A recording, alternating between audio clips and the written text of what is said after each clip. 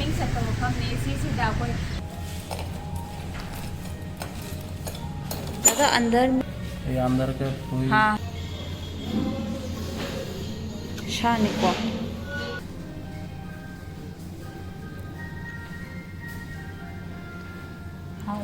oh yeah good yeah go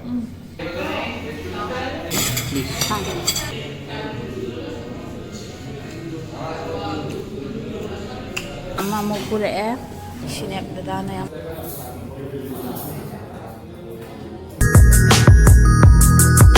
Hi ma'am, nagkiti ako ipigit Tero Parbon hai ba Bengali git ko jen am khao ba maming sa to kham ne sisida ko badai ba ni celebrate to balak pa ni birthday gi kana gi birthday mo hai bada akoi gi ichi yai ma dada gi mache yai ma se gi mapung ni ki laini na ba sa phang mina celebrate to balak pa ni ro mafam singi su mayam da ko to balse ge am na khao ba maming sat ba adu chara ga mayam hai je ge adu di mayam birthday gi apa ba wish bi di ra o mayam chara maming de hai je ge Tero Parbon Kolkata gi restaurant mafam se yam ing na chikna yam phajai mo interior gi decoration ga se yam phajai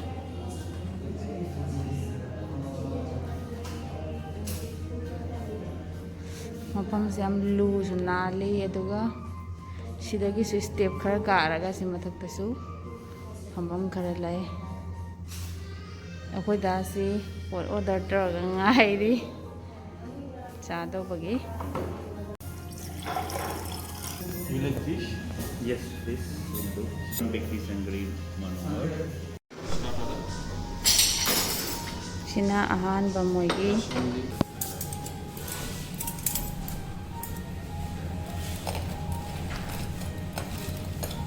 दादा अंदर में क्या क्या stuff अंदर कर में रहे stuffing है फिश है छोटा छोटा प्रॉन है हाँ प्राउन और फिश हाँ और ये जो ऊपर में जो ये भेटकी फिश का फिले वेट की फिश का हाँ फिले हाँ इसका अंदर रुई तो फिश पूरा का पूरा फिश ही है हाँ देखिए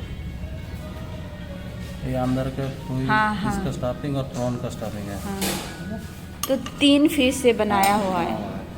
उसके बाद इसको बना के बैटर क्रम करके हाँ थैंक यू दादा दादा Cheese na yung chili ka tomato wala. Amas is a mustard. Mustard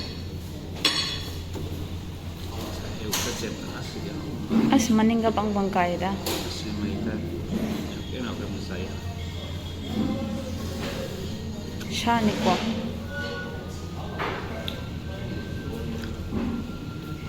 maho ko mai toy brown ne betiga adagi nga amadu kari rauga hawe marang de chaning da da gadanda simata yeng laiga akhoi ji sana sana cha che da mathang mathang putho ala ke shi hana cha le Oh, miyamma sa amasin yan. da na hawe ha de dum cha yaram mane sina mustard ki sina chili tomato sauce as nga taniya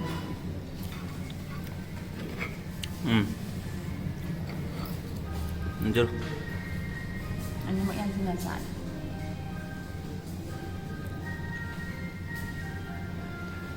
hawe da oh yeah good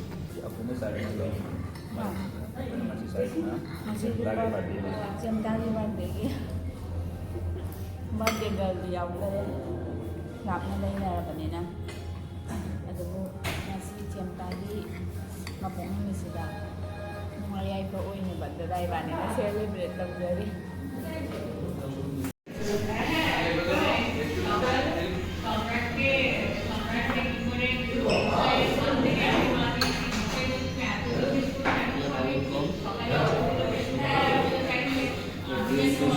Asina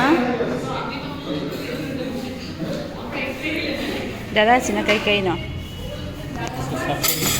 हाँ आलू गिरा ꯁꯤꯁꯤꯅ ꯃꯣꯏ ꯄꯨꯔꯤ ꯃꯅꯨꯡꯗ ꯍꯋꯥꯏ ꯊ꯭ꯔꯥꯛ ꯑꯁꯪꯕꯗꯣ ꯑꯗꯨꯏꯗꯣ ꯍꯥꯞꯄꯒ ꯁꯦꯝꯕꯅꯦ ꯍꯥꯟꯅ ꯃꯃꯥꯡꯗꯗꯤ ꯇ꯭ꯔꯥꯏ ꯇꯧꯖꯈꯔꯦ ꯌꯥꯝ ꯍꯥꯎꯋꯦ आलू दम ꯁꯤꯅ आलू दम इसमें ग्रीन पीस भी है ग्रीन पीस कोलकातागीदी आलू हाइगादी लोर कचौड़ी और आलू दम हाँ इसलिए Bengali Bengali style Bengali style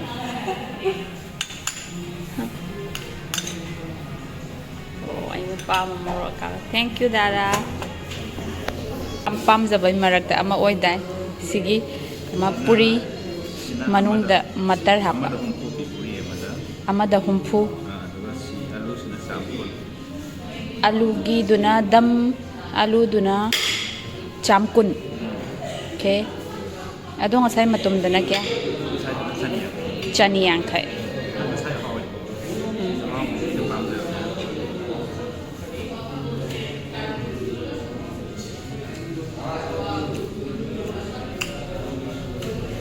ꯌꯥꯅꯤꯡꯉꯕ ꯁꯤ ꯔꯦꯁꯇꯨꯔꯦꯟꯗꯗ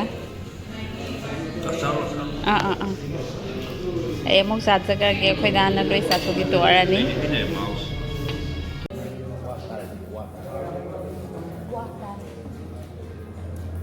ꯑꯩꯗꯤ ꯃꯣꯔꯣꯛ ꯄꯥꯝꯕꯅꯤꯅ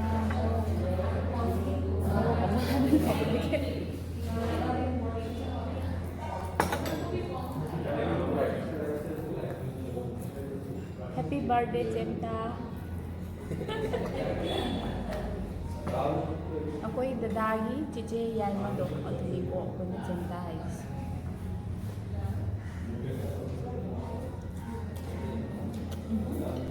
Wow. Musa.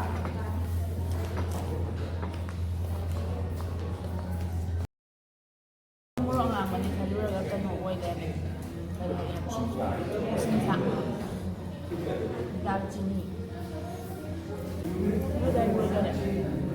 Aw, मैं आपको ट्राई तो भी याद है Tero Parbon स्पेशल दिसदा कदो मैं आमंसु लाई मोई खाली वो दाम तो बिरो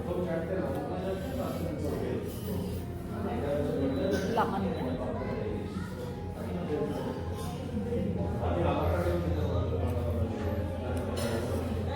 कोई दादाना अम्मा मुकुरे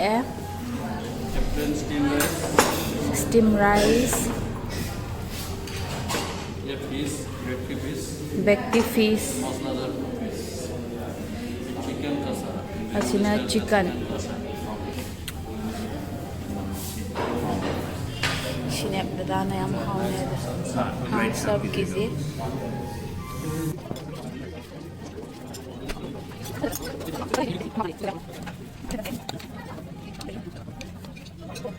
इसके बाद में सब कुछ gravy ra asina mu masala dadana yam khawne hai try to eat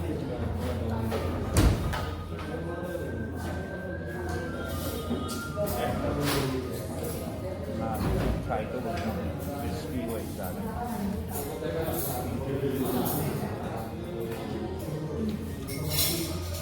recipe tao hai lang em how मैं हमको कता लगी रहा है ट्राई तो मुझे और शिना 395 अदुगा ngaasi moi fazana taw thoganeba thomise bekti haiba ngaadne ahaw nga taw thok begin try okay ryan lo ben daw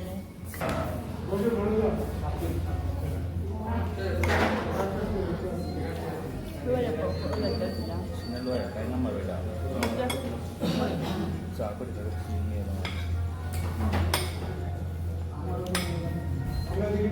Makan Mario ni.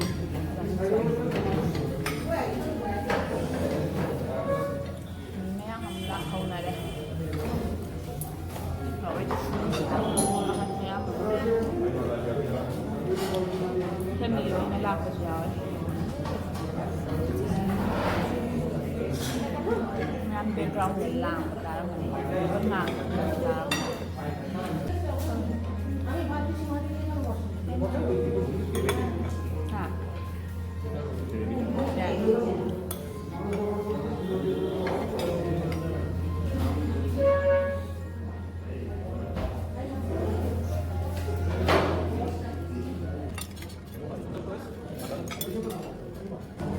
ꯆꯥꯕꯗ ꯁꯤꯟꯕꯒ ꯍꯥꯞꯆꯔꯣꯏ ꯌꯥꯝ ꯆꯤꯟꯈꯠꯂꯦ ꯆꯥꯕ ꯕꯦꯛꯒ꯭ꯔꯥꯎꯟꯗ ꯀꯩꯝ ꯇꯥꯗ꯭ꯔꯦ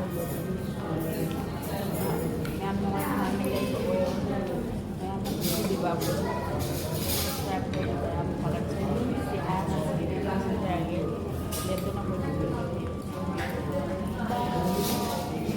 ꯃꯊꯪꯗ ꯑꯃꯨꯛ ꯊꯦꯡꯅꯁꯤ ꯃꯌꯥꯝ ꯅꯥꯗꯅ ꯅꯨꯡꯉꯥꯏꯅ ꯂꯩꯕꯤꯌꯨ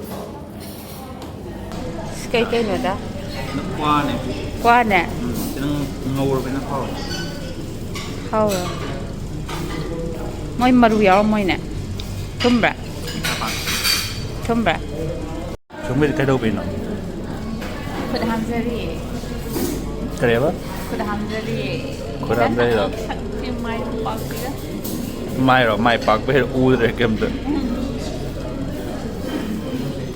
ꯀ꯭ꯋꯥ ꯆꯥꯎꯒꯅꯤ ꯁꯤ ꯀ꯭ꯋꯥ ꯍꯥꯎꯕꯅꯤ ꯑꯃꯨꯛꯀ ꯆꯥꯁꯤꯟꯈ꯭ꯔꯦ ꯑꯗꯨꯗꯤ ꯑꯩꯈꯣꯏ ꯗꯥꯅ ꯑꯃꯨꯛ ꯆꯥꯅꯤꯡꯕ ꯆꯥꯛ ꯀꯌꯥ ꯇꯥꯏ ꯑꯃꯒ 150 ꯑꯃ ꯆꯅꯤ ꯌꯥꯡꯈꯩ ꯃꯉꯥ ꯌꯥꯝꯗꯦ ꯌꯥꯝꯗꯦꯀꯣ ꯑꯩꯗꯤ 1,500 ꯀꯆꯧꯔꯤ ꯍꯣꯡꯉꯦ